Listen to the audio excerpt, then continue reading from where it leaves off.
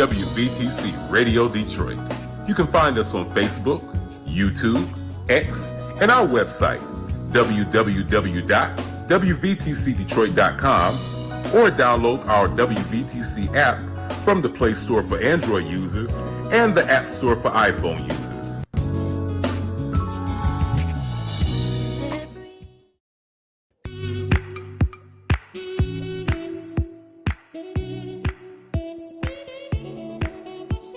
Thank you for tuning to WVTC Radio Detroit and the Community Bell Show with your host, former Wayne County Commissioner, Edna Bell.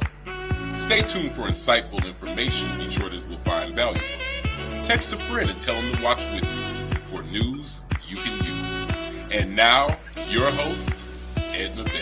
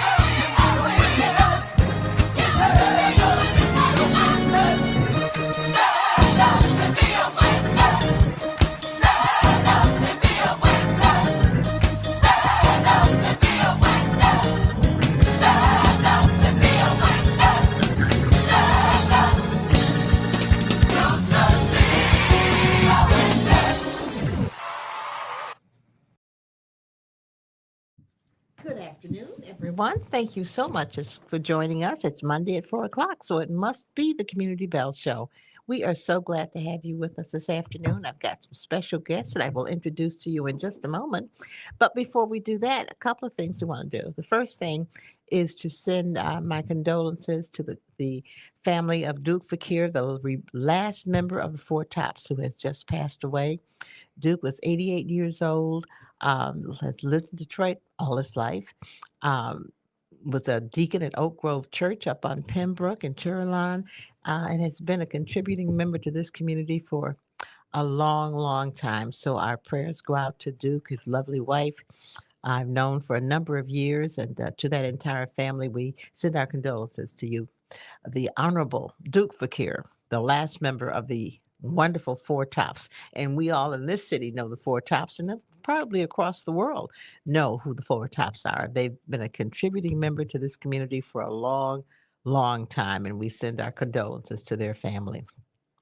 The second thing I want to do, though, is talk about a press conference. It's just happened at 3 o'clock this afternoon um, with a group of folks from Detroit, Black folks from Detroit, a lot of Black women from Detroit.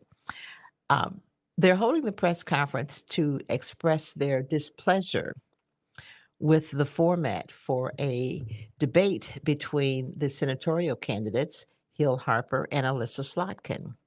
That debate is scheduled for the 26th of this month. However, the Slotkin campaign has decided that they don't want an audience. There will be no recording of the debate. There will be no one other than those people who will be interviewing the two candidates. And so nobody will be able to see it. I'm not sure what kind of debate that's going to be. It will be held on I think it's WHPR. And there are a whole lot of people in Detroit who are objecting to that format. And particularly, there will be no Black women on the panel that will interview the two candidates. Now, Detroit is the largest Black market in Michigan. Black women are the largest voting bloc that the Democratic Party has, and there will be no Black women interviewing the candidates. So, unfortunately, I could not be at the press conference, but I want to have my own press conference right now here on WVTC Detroit that says that is unacceptable. So you guys might want to reconsider how you're formatting that particular event to have no recording, no audience, no questions. Seems something wrong with that. Now, that's all I have for now. Other than last thing, I said I was going to only have one more thing. One thing, our president has decided he is not going to run. And however you feel about that decision, the decision has been made. And so now we, as people of these United States, must pull together. And I'm not talking about Democrats, Republicans, Independents. I'm just talking about people with good sense and good hearts and good heads must understand who is running for president. A woman, happens to be a Black woman, but a woman who has all the credentials necessary to run this country, has been elected Attorney General of California, has been elected a senator in California, and elected Vice President of these United States, is now a candidate for the President of these United States. She will be running against a person who has been convicted of 34 felonies, has been convicted of sexual assault, has been convicted of scamming people out of their money with his Trump University, has been convicted, he and his dad, of being discriminatory in their housing projects and not allowing Blacks to move in New York. So I just say to you, write the scorecard down, decide who you want to represent you in this country, and hopefully you'll come up with the right answer. Now, I'm done with my commentary for the beginning of the show, and I will go now to my guests. Welcome, Dwight Harris, who's a regular on the show, and Dwight has a couple of guests with him today. Dwight, introduce your guests. I do. I have Joy, and I have Darius. You can introduce yourself. My name is Joseph Fry, but my friends, my family, majority, everybody call me Joey. So, Joey? Joey, welcome to the show. And this young man? My name is Darius Coon. Everybody just call me Coon. Okay, Darius and Coon and Joey. Okay, how's that? Coon and Joey. And I come in contact with them by way of Darius, which is a friend of mine, homeboy, that I had never met, actually just knew of by name. Mm-hmm. He's also a returning citizen, and him coming home, just returning from prison. Okay. And working with us in the community. Actually, he was doing it before we even ran into each other, met. He was working in the community. He's a fitness trainer, but also a mentor too. That's kind of this new thing that's going on with the fitness, that a lot of guys come from prison, not just doing fitness, exercising, but they putting mentorship into their fitness, because that's how we got fit. coming from prison. That's what we did. Okay. And Joy is one of the coaches of the Cubs, 10U and 11U. And when I met him, he was phenomenal. Like, I mean, just me doing a lot of time, like a lot of people know, and just learning how to integrate in the community and seeing people that hadn't been to prison and been to college and they coach and they're doing a lot of different things, to see that and to bring it together, that's inclusive. And so even what you were speaking about, when we speaking about women and voting and holding a position, when we speak about inclusion, we can't forget that inclusion means that somebody was excluded is the reason for it. It means procedures and the rules that were already set. Somebody manipulated those rules and excluded people. And so when you're talking about inclusion, diversity, equity, inclusion, DEI is this word that came out not too long ago, where diversity and equity always existed, but they put the I on there for a reason. And that was because when we got diversity and equity during the times of opportunity and all the fights that our people fought, all those fights that we fought during the 60s, 50s, 60s, all the way up to now, the reason that we had to put inclusion in it, because we stigmatized people that couldn't keep up. That was on our side, the people that was affected. And so with opportunity, we began to look at other people that was among us and excluded them.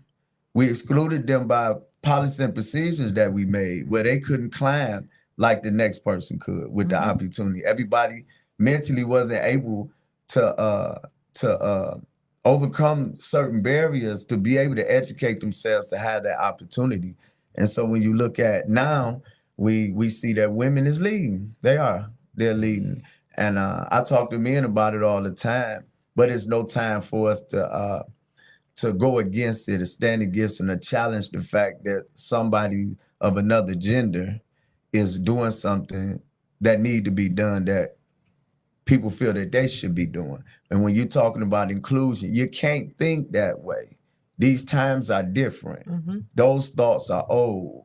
And when you're talking about DEI, if you're standing on DEI, if you work for any company, if you work for anybody, we understand what inclusion is. You cannot stand and challenge those things that we know that we received during the time of opportunity, when diversity and equity was on the floor, and we fought and people died for that. Today, we must respect and honor that, no matter how people feel about what's going on. Just because there's a whole bunch of women doing something and men not doing nothing. That's not to say that men is not doing nothing. There's a men doing some things. I'm not saying that, but we all have to do it together. Yeah, doing it together. You can't just But it jump on. becomes a fight. It's a different, because you have a group of men got a problem with that.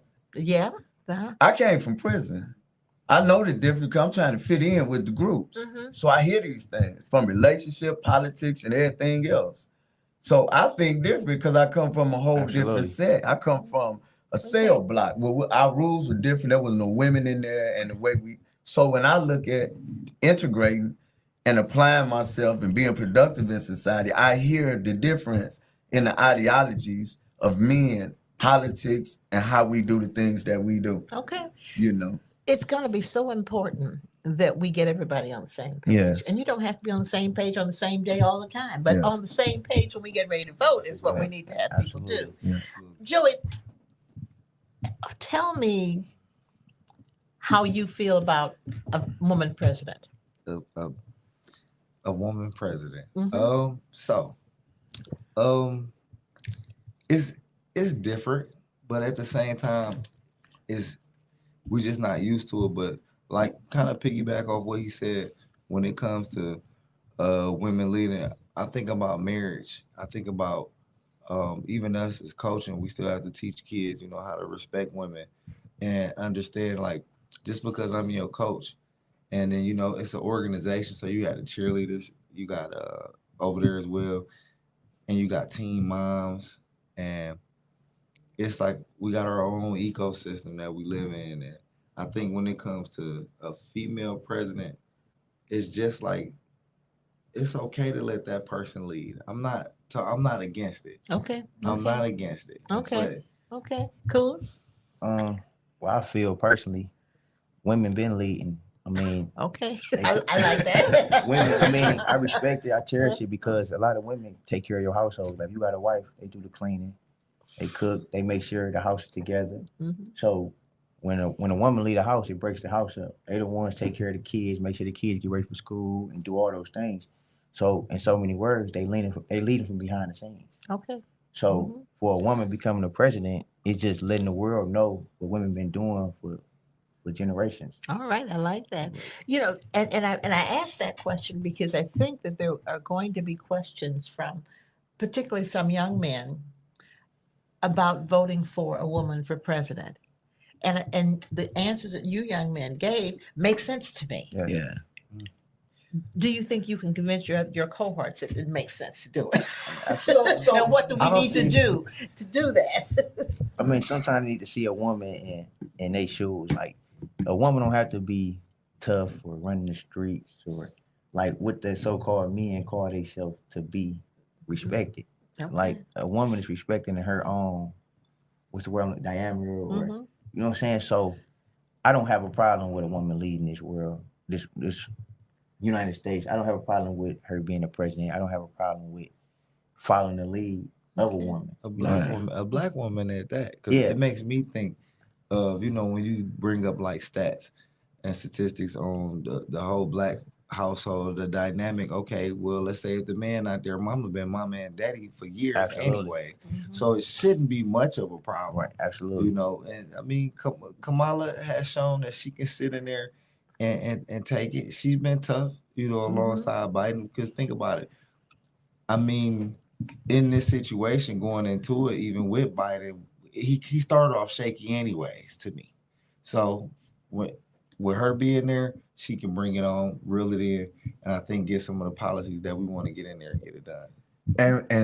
And when I think about the sister, I think she's a woman, but I think about it as a sister. Mhm. I look at it as just like he was saying, it's like women have took care of us all our lives.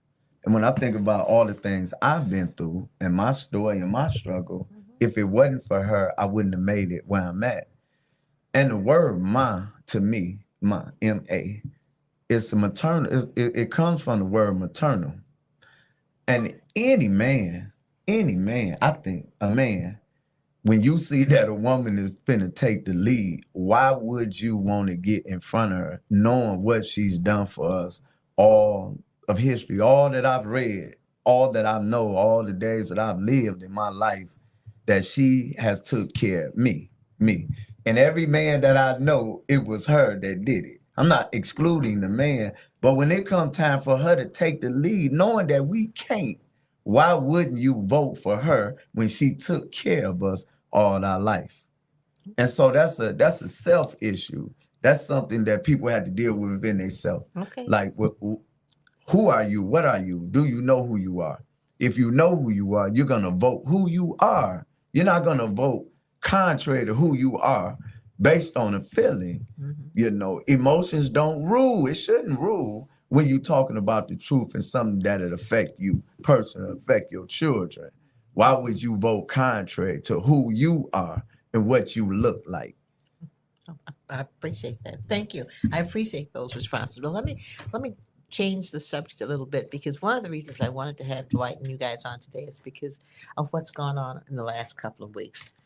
All the shootings that have taken place in the last few weeks.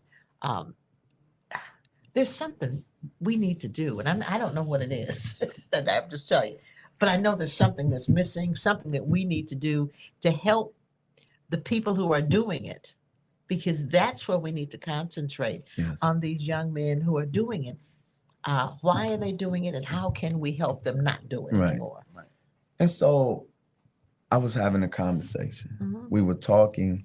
The conversation arrived from the work that we already doing. We applied for a CVI grant last year, and we didn't receive the grant. And just Let me because stop people just so they know. CVI, tell them what CVI means. CVI means Community Violence Intervention. This is money that was given during the pandemic to the government, and it trickled down, and they used that money for community things that need to be done in our community. That was good. So this money was going to work specifically for the violence. Exactly. And so the city Mhm. came up with a grant Mhm. through procurement, through the city procurement process, and for people that were already doing the work. Clear language. You have to have been in the community doing the work and apply for this grant and let the city know what it is you're doing that can make an impact on keeping fatal shootings and gunshots down by point variation and program performance quarterly. And so with that, you had to apply, which means that you already have you have to have already done the work though. Mhm. And so with that, Icon 10 had been doing the work a long time ago, years ago. And so it started for me working with Ceasefire when I was a case manager. And being a case manager, I canvassed all 205 and 224 area. And we the ones that came up with strategy. As a coordinator, I was coming up with strategies on how we deal with the community, this area, how we canvass and how we get everybody in the community involved. At this time, community violence intervention wasn't the word. It was No. just cease the fire. And so now we are to a point now where let's deal with the pandemic. Violence before the pandemic wasn't as treacherous as the way it is today. And what I've noticed, because I've been there, is that it's nothing like where I come from or what I've done in my life. I was a shooter.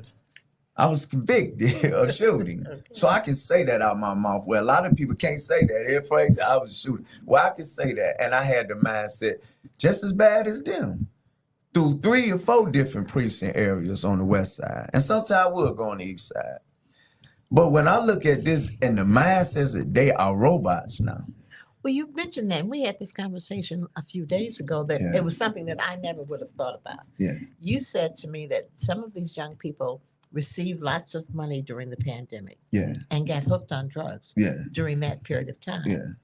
And now a lot of the violence that's taking place is them trying to don't have the money to buy Yeah. it. So they're stealing it and hitting people in the head and Yeah. robbing and Yeah. so on to Right. get the money Right. for drugs. And see, that And so- never entered my mind. And, and and so- it probably wouldn't have Yeah. because I And never would've and thought to about have that. and to have lived the experience. Mhm. That's what I speak from. Not that I was doing that, Mhm. but I was in the pandemic. I wasn't in the house. Mhm. I was an essential worker during the pandemic. I worked at Fox Run and I was doing community work as Mhm. well. And when the pandemic came, I lost my kids. Mhm. I lost all those children, all the scooter boys, all these kids I had did community violence intervention with initially. I lost them because at this time I'm running for my life too. I didn't know what that was trying to kill me and kill everybody I knew. But at the same time, the kids wasn't in the households. These kids was already at risk, meaning they wasn't living at home. So when the pandemic came, grandma and everybody shut their doors and said you can't come in. So now these kids really were living on their own, no conversation or nothing, because they really felt disconnected because they was abandoned by everybody because the law said, I'm gonna die if you come in my house. And that's So- something that we never even, Yeah. that people I don't think So ever these thought about. kids really, I ain't talking about before the pandemic where we know they was home and they do it. These kids really was abandoned during the pandemic. They couldn't go in nobody's house because they were bad. So now they end up Well, it was because and they were so- bad or because of the COVID. because they already were Both. terrible. The parents, I'm saying the parents wasn't letting them come in already, right? Social Okay. interaction. Yeah, they lack that. We see that now dealing with, I bring this always, back to football and the youth anyways, but you asked, the question was, what do we do to prevent them from making these bad decisions? Mm-hmm. Now, here I am, I sit here, I've never been to prison. I mean, I might have made a ticket or something like that. You go to jail, you bail out in the morning if license ain't right, whatever. Yeah. But one of the things is, while we able to piggyback off each other so well in this room is because we got both sides of the ball and how we can prevent. Because I'm pretty sure when they was locked up, it was a lot of things they said, I don't want to be in here. Mm-hmm. Or how can I help myself while I'm in here? Mhm. And when I get out, I'm going to have a plan. Okay. So therefore, when we bring the kids along with the ATP, which is our nonprofit, and it stands for Aging to Perfection, with Icon 10 and Self, it's an amazing mix between the two because we both have a story for these young men. Like, you can go this side of the street, and I can tell you what it's like on this side of the street. Mhm. Or you can stay straight on this side, and I can tell you about that side of the Okay. street. But ultimately, you know, it's almost like you know, in psychology, like you got nature versus nurture. Mhm. You know, your nature could be you could be this dog, or you could have been nurtured to be this way, which is your environment. But it ultimately is up to you to make the right decision. Mhm. And when we go to the pandemic, so many kids. I had, if I didn't get a tutor, I had a tutor for my kids during the pandemic. There's so many kids that can't read and write. Yeah. Yes. I'm talking about, we talking about 10-year-olds. That's You- and that's a scary part. Remember, you used to get a book and it was like, okay, yeah, this mama, this 5th grade I'm reading Yeah. right now. Mhm. Mama, the teacher said I could read it in 9th grade He level. wanted to Uh-huh. read. These kids cannot read. I'm talking about at 11 and 12 years old, you cannot read. Well, I mean, we have kids on our team right now, that have the craziest situations, and our job is just to give them some type of normalcy. You know, I always call it our own world within a world, because when they get there, you got certain kids that, okay, they got 2 parents in the house. I'm getting, somebody asked me about my grades. Somebody asked me how I feel today, or Mhm. somebody tell me how do I feel. So our biggest thing is, even let me ask you this question. One of my biggest things is dealing with young men's emotions, because Mhm. one bad decision because you upset because somebody said something to you could probably put you in that position. Absolutely. Because I mean, probably a bunch of different reasons why you were the person that you was before, but I bet you some of it was based off emotions. If I just knew what I knew now, I wouldn't have did that, because I honestly don't care. And what you were But- saying, and a lot of it's the adverse childhood experiences, the things that happen to us when we children. Those things affect us as we get older. We're looking at the kids, the effects now. We don't know what's going on in their household. Mhm. So when they come to the game, a lot of them come to play but we do experience some things on the field. We see you know. we see the Everything. experiences, right? Yeah. And so it's Mm. like those kids during the pandemic had money. Just imagine those kids we know had a bunch of money and no supervision. We was at home. They would figure out in their own mind what to do. So what they did with the money was gamble, because they didn't know how to spend it. You know, they had 50, I'm talking about 11, 12, 34, they had 50, 60, $70,000 in their pocket, because they was able to use the internet, because their mothers didn't. Their mothers did, so they know how to do it and get the money. That still boggles my mind when Yeah. you tell me that, how they were able to get that kind of money. Because At that age, I just fraud in itself, let's go to the scam and the right, that in itself, kids do that. That's not adults. oh Let's go there. That's not adults. oh my. We're talking like 15, 16. I'm talking about kids right now. $50,000 in their hand. Yeah. Well, I had the opportunity to experience from the inside during the pandemic. Yeah. I was in prison during the pandemic, and I got sent to a prison called Thumbs Correctional Facility. This is where they send the 16, youth, yeah. 17, the youth, and just me. What's the name of it? Thumbs Correctional Thumbs Facility. good. Oh, and where was it? This is in Lapeer, Michigan. Good. Oh, okay. So this is Mhm. where they send the youth. So what they do, they put the youth on the yard with us, where we can communicate and build with them. Mhm. So this is when I started my process of working with the youth, being at Thumbs. Okay. And just me talking, you can't tell the youth nothing if you can't feed them. Like if you Mhm. can't put no food on their table, they not gonna listen to us put the guns down. So what I did, I tried to gain a different relationship with them in there, and just try to see where their minds was at. Like, what's going on out there? Why is y'all doing these things? And the main thing they kept saying was just the leniency they get with, like, when the pandemic hit, people wasn't going to jail. You was committing That's right. crimes, and they was letting you go. So that gave the mentality in their mind, like, oh, I can get away with it. So it gave to the don't care attitude. So they started doing more and more things. And in reality, a person shows up one day out the week and try to build with a youth. A youth don't care about that. You have to build a personal bond. Like a youth probably going through things at home. Like he said, they probably not eating. They mama struggling. They daddy ain't been there. So you just popping up one day out the abuse, physical abuse, everything. sexual abuse. You pop up one day out the week and try to say, man, do this. They looking at you like you don't care about me. Mhm. So the first thing people have to do to try to change this, is you have to gain that personal relationship with the youth. So when I came home, that was my mentality. Try to build with youth and gain a relationship with them where they're trusted come to me and say, man, cool, man, this is what I'm going through. Because a lot of times they be embarrassed. They don't want to let Okay. people in what they got going on. If I'm Mhm. struggling, if it's roaches in my house, if I ain't ate last night. Mhm. So dealing with Joey, he brought me along with coaching the youth. So it gives you like a lot of times when you on that field coaching that youth, we like their daddies because they don't have no daddy. Absolutely. Okay. Absolutely. So they come to us for their problems if they need cleats or Mm. if they can't afford to pay for the team. They come to their coach. You know what I'm saying? Because that's their father. Right. So just me dealing with Joey with the youth, Mm. I see a whole different, like just coaching 10U. It's starting young with them. You're It's not a catching them different- at difference we 15, making. 16. You catching them at 9 and 10 and 11 Before they get before to the they stage get where to that this- stage and try to see what's going on because once I they didn't- get to that level, this it- probably sometimes not it a be whole too lot of late. hope for And them. what Yeah, I'm gonna no, tell you, seriously. one of the things I learned the difference, because I've been going over there now. Like I go every day, religious kind Where of. where do you practice? We are at McCabe Field. Field. Oh, The man. Cubs. Yeah. A lot of history. It's And on the Broad thing- Street. And Yeah. the thing about it, Now I smile at McCabe Field Yeah. because I'm gonna tell you a story. I went to Northern High School. Mm, There is okay. there is no longer a Northern High School at the corner of Woodward and Claremont or Woodman and Owen. Yeah. But that was our home field. That was our home. We didn't have a football field by our Right. school, but McCabe Oh, Field was yeah. our No- home no, football no, field. Oh, yeah, they didn't have That- it. that- We used that to was- spank them on.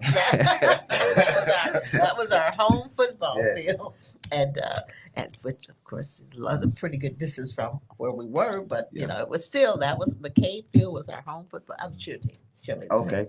So I knew McCabe Field well. Yeah, okay, I see, I just need to throw that in there when I hadn't heard McCabe Field in a long time. and the thing about it, so my interest now was because that's the CBI area. Mhm. Our goal, I don't want to put our goal out with the CBI, but we're gonna do big things on the west side. And he's on the west side. Mhm. They fall in the area. And so it makes sense when we say community violence intervention, you got to break the words now. Community. He's in the community. It Yes. affects the kids. Why would I create something when it's already there? We put money there to make it better for the kids, open it up for more kids to come that's not able to come. Absolutely. We got the coaches up. So basically, these entities in the community are already there. They've always been there when we talk about preventing something. Mhm. We haven't supported those things. And so when I see all the sports programs, all the programs that's in the neighborhood that's not being supported, I see why we can lose so many children to prison, Yeah. to drugs, and suicide and things like that. And the fact that they don't have no money. We have people that's in position, up in position. He ain't got no money, gas money every day. Him and the other coaches and us. They ain't got money, so we struggle to get the pieces. Water. I'm talking about man, we supposed to have cases of water. Riding around 24/7. They don't cost nothing for a couple pennies for some water. And the food and just that it helps. We're preventing violence. We're not promoting the Cubs. We're preventing violence on the other end. The root causes of what we're doing and how we support. And so that's why I wanted him to come in. I joined with him. Okay. Icon 10, Appreciate which it. means that whatever I can Yeah. do, For real. I get some money, I put it over here because it makes sense for the community intervention. Because ain't no violence right here. I just say jump by community intervention. Okay. We do got some community violence intervention. We got something for that too. But this community intervention, like we finna jump over. Oh, you need help? They waiting on the money. The money's sitting here. They waiting the kids right here. It don't make sense. You want to know something too? You said something earlier, and we were talking about the age group. Right now, where I'm at with it is with the learning part of it is time and place, because a lot of kids, like again, pandemic, these kids that we have at this point in time, you couldn't go to church where your grandma or your auntie would tell you, stop talking, be quiet. you didn't get that pop in the back of your head Mhm. for 2 years, and you already young, and maybe your mama didn't get that. So now everything is about time and place. Like right now, like we go to practice today, it's gonna be like everybody be quiet. Sometimes you just gotta be quiet. We tell them think Mhm. 5 times before you Mhm. speak. You know, so Absolutely. this is like really, you know, we trying to teach them to be young men. And give them the things that a lot of children get from home that they don't get. Yeah. They don't get that look Or some of them get that it. I We used want to to give my reiterate it. daughters, that look, and they knew what the look meant. Oh, yeah, for real. I didn't have to say a word, just look. Absolutely. And to understand, like, you're gonna make mistakes, you're gonna mess up. Yeah. Like, I was disciplined as a kid, and I still went down the wrong path. So, like I just tell them, I don't want you to be 30 before you learn. Mm-hmm. Yeah. You have the opportunity to learn right now, you know. So that's why with my health and wellness, you know what I'm saying, I'm a fitness trainer. I'm a trainer. I work out. And my brand is called Grind Hard Fitness LLC. And what I do, I don't just teach them about, oh, it's not about being big or strong. It's about your mentality. Like, working out it's a mental thing. So when you can build your body and dedicate yourself to keep your health on point, that's a strong mental standpoint, because you're telling yourself, I can do anything. Because a lot of people don't get up every day just to work out. That's true. You know what I'm saying? For free at that, not getting no money. Like, who wake up every day and do something for free? They don't. So when you tell somebody they can do that and anything is capable of being done, it gives them the motivation to like conquer the world. Okay. Because that's one small thing of an obstacle that it's just teaching them, like I said, dedication. It's building your mentality. Like, man, I can do that. Absolutely. So it's just all about playing. It's all about playing your part. Everybody working together. We a team. Yes. So if I do my part, and I trust that Dwight gonna do his part, and I trust that Joey gonna do his part, it'll build a whole brand together where we can work. So if this is my street to patrol, I'm gonna take care of my street. I'm not gonna try to go over there 'cause I trust Dwight To take to care take care of of his his street. Okay. Now if Dwight need me, I know he will come and ask me for help. But when we all just do our parts and play our parts, we can really change. And it's all about just saving one person's life a day. It ain't gotta be 1,000 too. Just work on one a day and we go from there. And before you know it, that one will spread to 2, that 2 will tell 4, that 4 will tell 10. And before you know it, it can be a difference. Yeah. And we have some engagement. We've been, doing CBI even though we didn't get paid. Yeah. Hopefully y'all pay us afterwards. Like, just give us some love, give us some money, some seed money for doing the work already anyway. But I had them come. We talked to some young guys. We talking to the principals, really. And so just that conversation for him, I'm showing him like these conversations we're gonna have. When you talk about community violence intervention, what I realize is that nobody understands the intervention part. Intervention means if you're gonna intervene, you gotta intervene in reality. You gotta know them. You're not gonna intervene with me like the way I was. I carried a pistol, real big gun.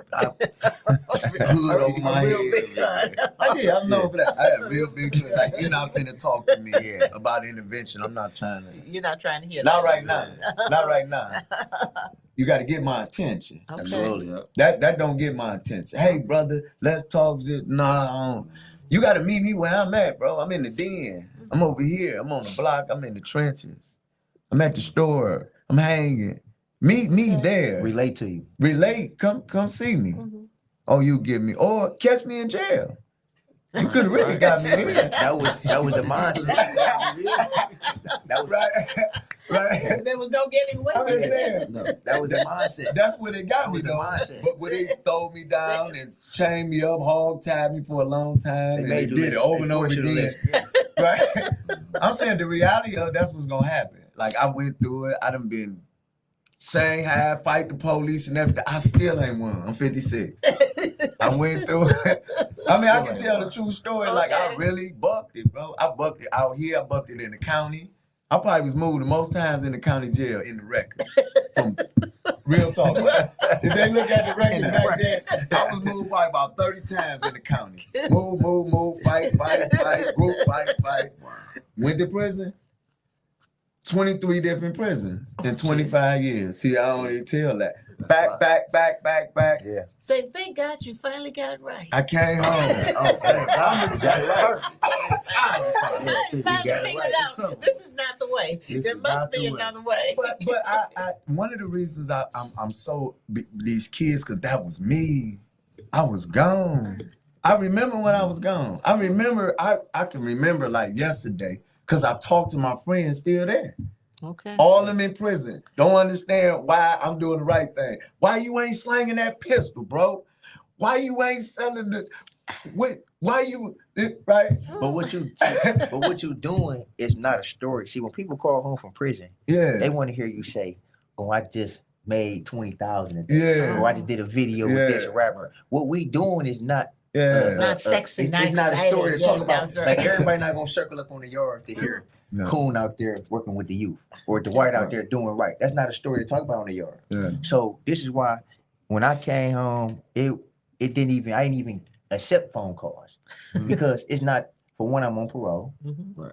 but for two, I'm not doing this to brag about it. See, Right. when a person come out here right now and get with the rappers, they want to call, they want people in prison to brag about it. I'm not doing this to brag about it. I'm doing this because at the end of the day, I know how hard it was to become this person. Yeah, man. That's true though. So if I can help ease your way to be better in life, that's Man. what I'm gonna do. Yeah. Because this took years of working. Like people don't understand. Mhm. You can build a reputation for 30 years and ruin it in 5 seconds or one decision. Mhm. Mhm. Yeah. So that's why you have to live and you have to do right every day. Put your faith in God, whatever you believe in, For real. and just let it happen. Yeah. Because he gonna always have your back. All right. Mhm. Yeah. Now we're talking. Yeah. Now we're Yeah. talking. Now we're talking. Tell me,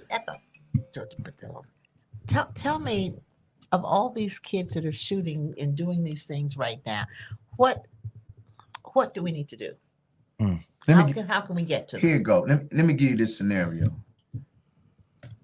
They had the money. Mhm. They got jury on.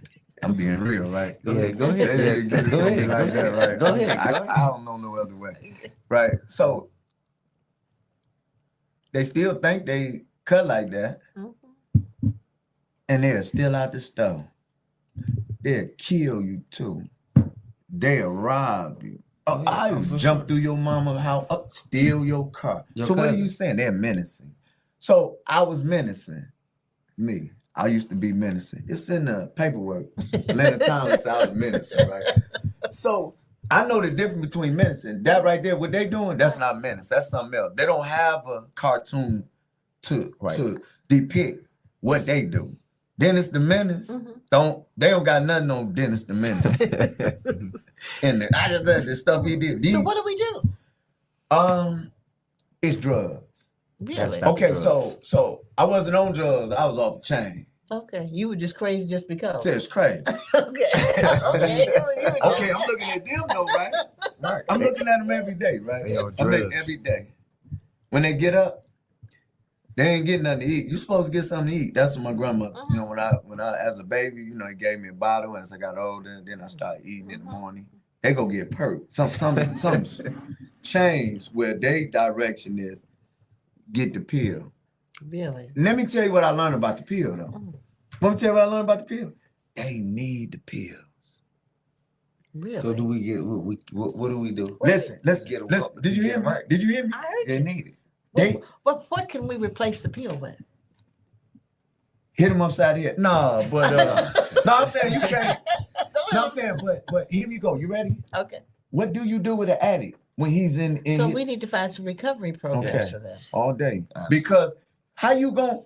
These ain't adult addicts that Yeah, these know are how they got a little part and say, I want to change These are it. children addicts. These are children Children addicts on Percocets and lean and cough syrup. The weed is just fun. It just keeps them up. It don't even get them They high. get them started. Yeah, it's just Oh. The that's a high, chaser. That's it. that's it. And to talk about it. It's- Oh, it's- what's fun about smoking weed is how they roll it. But you know what? That's No, what it's I'm fun. And because it's perfect. Yeah. Okay. Yeah, just like that. I'm Yeah. gonna tell you my idea. He is totally correct. Like if you read through like the jokes, he really is. They're talking that stuff about the intervention, but a couple different things. My dad was a neuropsychologist. His name was Dr. Henry Dandridge, and he used to always have a bunch of different patients and people he would see. He would be their shrink or their therapist. But one thing, he used to work in the mental hospitals. We don't got enough of them anymore. We don't. We don't. I actually don't even know where one is. England closed them all down. So we don't have any of those anymore. But what we can do at a grassroots level, like we doing, is continue to chastise the kids, because back then you could. I mean, now it's hard to, Right. very hard to. So when we got our kids for 2 or 3 hours at a time, I'm gonna tell you about yourself, and I'm gonna be honest with you. And I think you guys do a great job. And when the kids come and talk, y'all see, I'm like the cool coach. But when they come together, they gonna let them know. I be feeling bad. You know, they gonna let them know. Hold on, let me say this. This is crazy, part.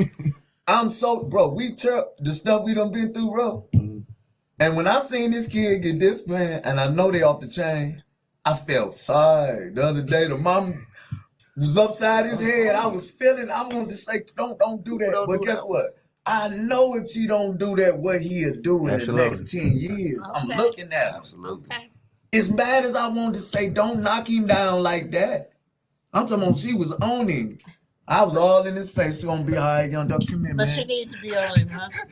You can't stop talking. You to him, can't. because if you don't, Yeah, I I actually swear, the other day we had a older guy that came up there, and I asked him to come back to practice again, because we don't have, the kids don't see enough people with gray hair. Oh, When you really think about it, I don't know, like if these kids go and they got a grandma or they got a great aunt or a granddad they go to, because when they see that gray hair, it's just like an automatic, like that's a respect thing. really? I see that a lot. I mean, I'm just saying. So but when I they need come to in and come talk, up and talk to oh, him when you come sometime. up and talk, and then you was a cheerleader Yeah, too come before, on, so you know what I mean. When they see that, it's just like calm them down, Right. or they it's something of importance. But how many people die so young all the Yeah, time? true. How many got long True. you get to? True. I mean, the average black man is what, 65 years old. Mhm. Wow. The little guy told me, the one that his mama was doing that with him, Right. because he stood right by me. He always do this, you know, I be dressed coming for work. He be like this on me. You look Oh, looking you at want- I don't say no, right? I don't Yeah. say no, right? Yeah. He hit me one day, I was sharp. I had something on to just come up there. Wow. He say, you look nice today, coach. Oh, The little young guy told me that. Oh. Grown guy ain't never told me that. Kid told me that. I say, thanks, youngster.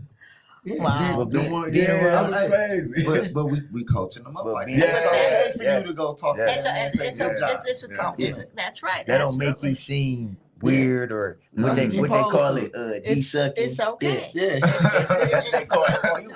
But Yeah. what you learn from being around the youth, like I tell Dwight this all the time, like I love being around them. Like just the things I learn from a 9 and 10-year-old every day, it amazes me. Mhm. Because these kids, like I said, my saying is they've been here before. You know what I'm saying? Correct. Because Mhm. they smart. They The are things very they smart. can teach you, and If they are we smart. Just corral that into the right direction, Absolutely. and we'll be okay. You know what, guys? We got to wrap it up. Mhm. This So is so that- fun. That This means is you fun. gotta come. This That is means so you gotta fun. come back, because Yeah. I think what we're gonna do, Dwight, we're gonna do make you one of our monthly irregulars, so that you can bring it back and keep us updated on what you're doing, how you're doing, how the kids. That's my concern. How are the kids Maybe doing? we'll bring the kids and let them talk. They need to see some regular. Oh, that would Yeah. be great. We'll let the kids come. Oh, talk to yeah. you. That'd be Oh, that's great. gonna be ooh. That That's gonna would be be great. great. Something like We're you're gonna watching let- right now. Oh, there's a couple of them out there watching. That would be great. Then we will do that. Yeah. That'll be Once a lovely. month from now on, we'll have you guys come on. You can bring, if you want to We'll bring a bring the kid with you. babies. Yeah, Yeah. that'll be great. I ain't gotta say nothing. That'll be great. They something else. That'll be great. Joey, Coon, Dwight, thank you. Thank Thank you for having you. me. Thank you Thank so you. much. Thank you. Thank you. Audience, you've heard the real deal. These are people who do it every day, who have been there, who understand it. Once a month now, you're going to hear from them. Thank you so much for joining us. Mondays at 4:00. We'll see you next Monday at 4:00. Take care. Have a See great you, week. mama. Neighborhood beautification That's very important to Detroit. It's very important to block clubs, organizations, and people who live in the community.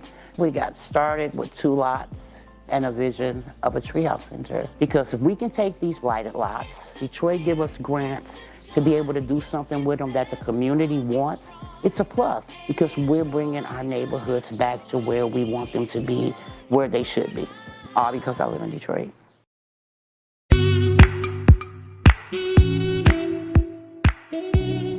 Thank you for listening to Community Bell with your host, former Wayne County Commissioner, Edna Bell. This broadcast was brought to you by WVTC Radio Detroit. You can find us on Facebook, YouTube, our website, www.wvtcradio.com, or download our WVTC app from the Play Store for Android users and the App Store for iPhone users. If you've enjoyed this broadcast, tell a friend to tune in. We'll see you next Monday at 4 p.m. Eastern to the Community Bell Show, right here on WVTC Radio Detroit.